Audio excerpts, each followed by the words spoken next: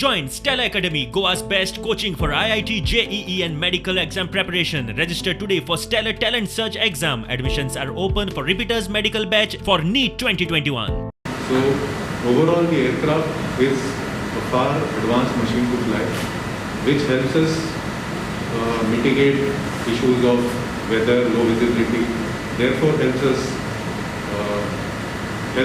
or do our missions of SAR with much more comfort, with much more advancement.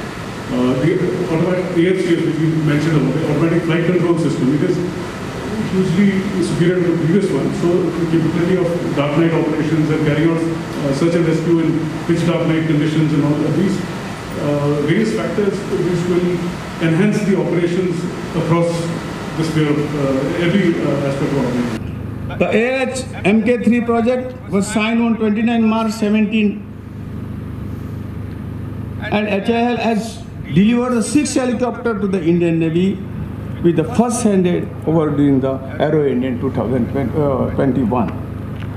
I understand that the squadron has undertaken the extensive flying and trial in the past 2 months towards the integration of this versatile and advanced platform. I am confident that the aircraft will meet all the requirements envisaged by the Navy.